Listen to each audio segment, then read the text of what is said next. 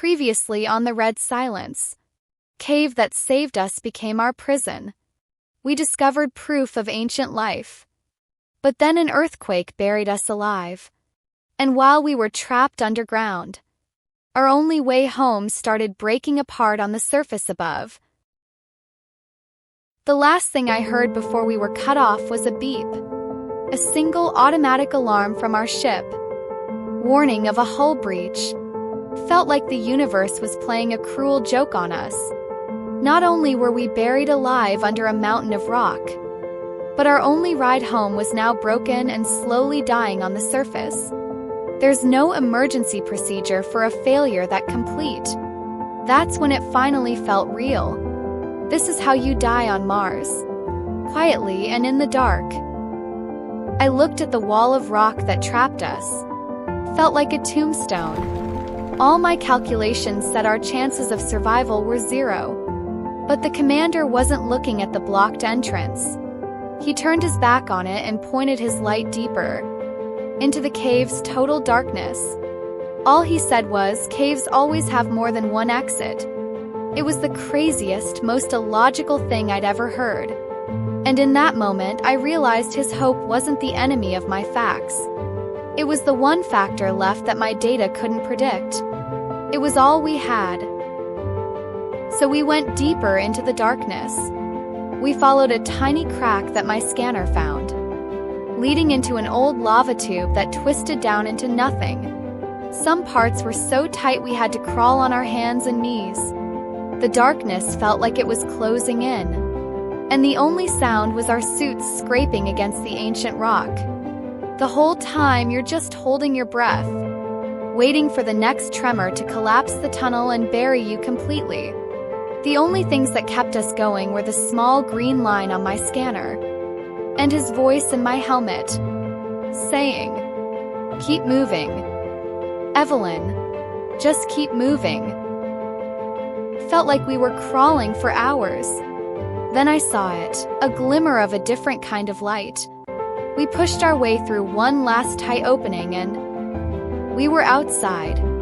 We crawled out onto the surface, back under that familiar pale pink sky. We were free from the cave, but we weren't safe yet. In the distance, we could see the MAV.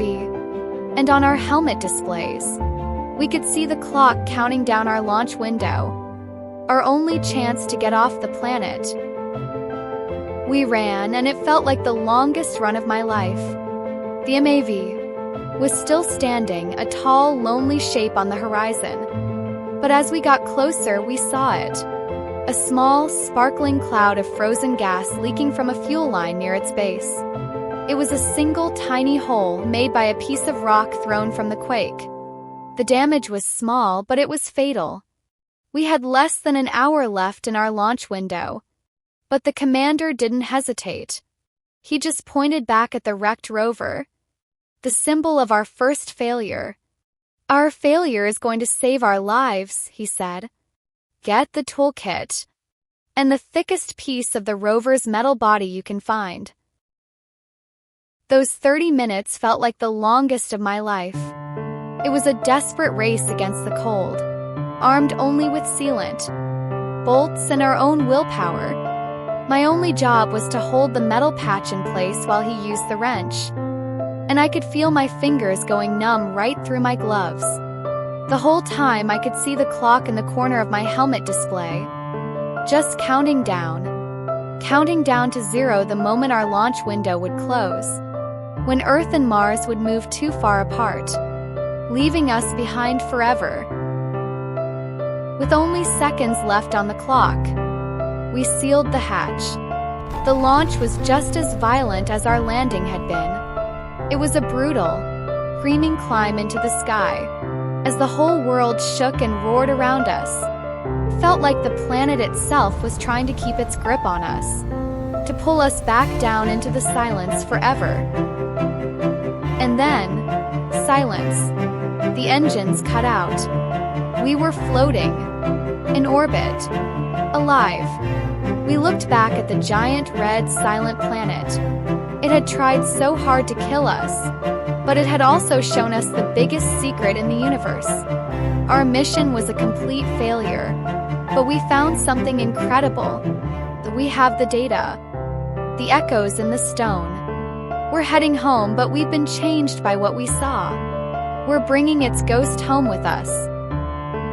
So that was our week on Mars. A story of failure and survival, and a discovery that will change the future.